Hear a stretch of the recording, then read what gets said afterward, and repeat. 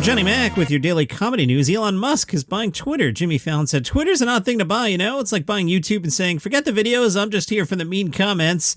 That's right, the richest man in the world bought Twitter. Right now, Bernie Sanders is so mad he just turned into the Hulk. James Corden, imagine having so much money that you think it's a good idea to buy hell. He sees something impossible and makes it happen. Building the most sought-after electric car, blasting off in outer space, and now somehow making Twitter even worse. Fallon, the caps lock key on Trump's phone, was like, I'm back, baby. But listen to this. Trump told Fox News he will not return to Twitter and will instead join his own platform, Truth Social. Wait, so not even Trump is on Truth Social yet?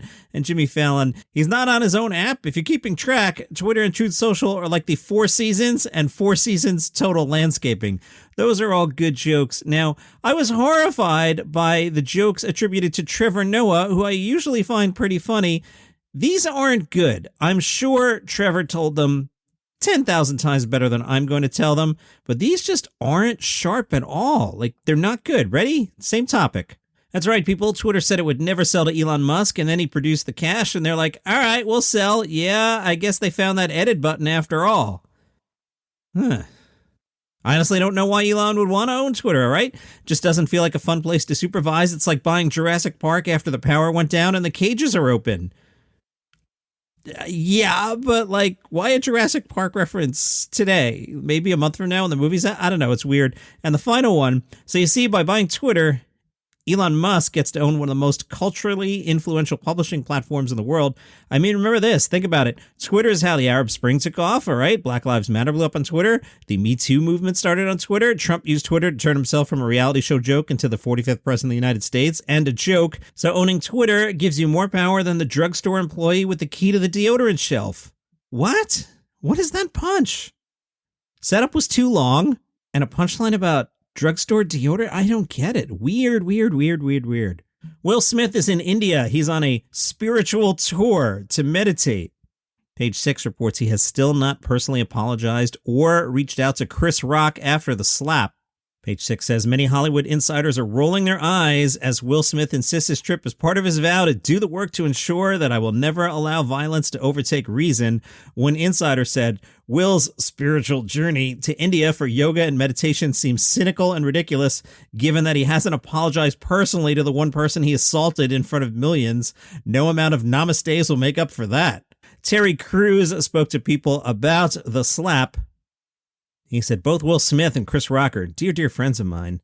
I love them both as brothers. When I look back, what Chris Rock did just by deciding to hold everything together, it's actually, I think in a lot of ways, saved Hollywood. Because if there had been a brawl on that stage, I don't know if Hollywood would have ever gotten any respect again, you know? It's hard to even imagine what would have happened. I'm imagining it right now, and I would be the Michael Jackson gif eating popcorn. That's what I would be. Cruz said the definition of toughness where I grew up and the way I was always the ability to strike, the ability to punch, the ability to set things straight, to even the score. But the true definition of toughness was what Chris Rock did in taking a punch and then holding everything together and then showing tremendous endurance and resilience in the middle of obstacles. I think it was a miracle what Chris did. I really do. I couldn't believe his poise in that moment. I thought, holy cow, we owe him a lot. I think every performer owes him so much because it really just saved Hollywood in that moment. I'm very thankful to Chris, but I also understand Will. I'm not one to demonize Will at all because I was there. Seems like Joe Rogan's podcast is doing pretty well, and he took a shot at CNN Plus on Friday's Joe Rogan. The guest was British political commentator Douglas Murray. They started talking about CNN Plus personality Brian Stetler. Murray said, one of my rules is I try never to be mean about their appearances. But, and then the pair dissolved into laughter as Murray described finding out that Stetler is much younger than he assumed. How old is Brian Stetler? I'm going to guess 43. Let me look. Brian Stetler is 36. All right, that's not ridiculous. Rogan said, his pattern of communication is so strange. It's like, do you listen to other people? They talk very differently from you than he did an impression of Stetler. They talked about CNN Plus. They made a really hacky joke, CNN minus. Rogan, you were better than that. Rogan said they spent $300 million and got 10,000 subscribers. Imagine the hubris of thinking that something people don't want for free, you're going to charge money for it. Jake Tapper seems like a great guy, but I feel like I don't have to pay for his book club. 10,000 is stunningly low. As I mentioned yesterday, this show regularly gets over 1,000 downloads a day. An idiot sitting in his basement is 1/10 as popular as CNN Plus. How is that possible? Rogan doing a little bit better than me. He talked about the recent controversies and he said, it's interesting. My subscriptions went up massively. That was crazy. During the height of it all, I gained 2 million subscribers. The number I've seen thrown about lately is that about 11 million people listen to Joe Rogan. Slightly more than me, but I'm coming for you, Joe. Billy Crystal's musical opens today. He spoke to CBS Sunday Morning. He is playing Buddy Young Jr. That's that character he started doing way back. I know he did it on Saturday Night Live. I don't know if he did it before that. Personally, never cared at all for the character of Buddy Young Jr. The character also appeared in the 1992 movie Mr. Saturday Night. Originally, Billy Crystal was in his 40s playing a 73-year-old. Now he's a 74-year-old playing a 73-year-old. Billy told CBS, it's every comedian's worst nightmare to wake up one day and not be funny, not be relevant, and not be needed or thought about. How do you stay funny? How do you stay with it? How do you stay on the surfboard? The original film was not a financial success. Billy describes that as a punch in the face, and he considers it to be his best work. This time, it's a musical. I don't want to see that. No, I really don't. Billy says, it's the ultimate challenge, but right now I feel really strong and ready to do it. There's an electric feeling.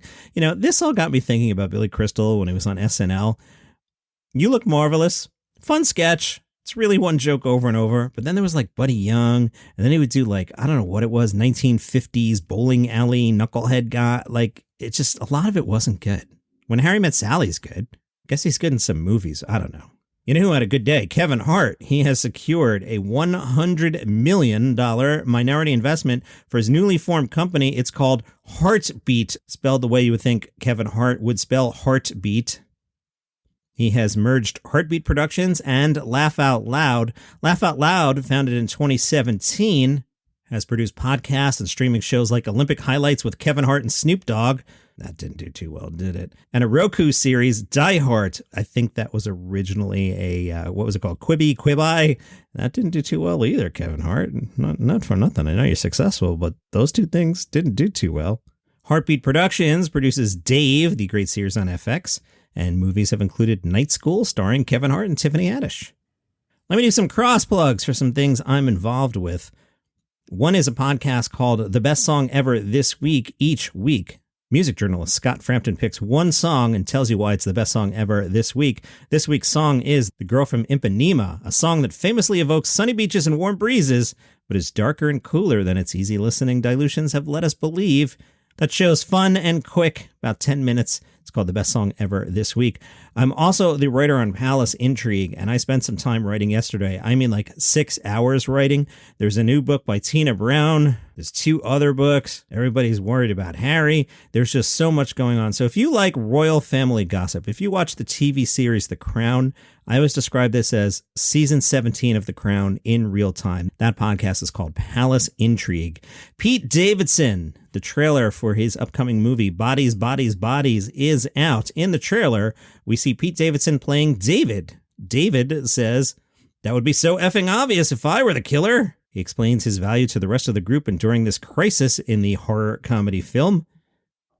Pete Davidson as David says, "Well, I just look like I'm cleaning it up. Bang. You know what I mean? I look like I bang, and that's the vibe I like to put out there."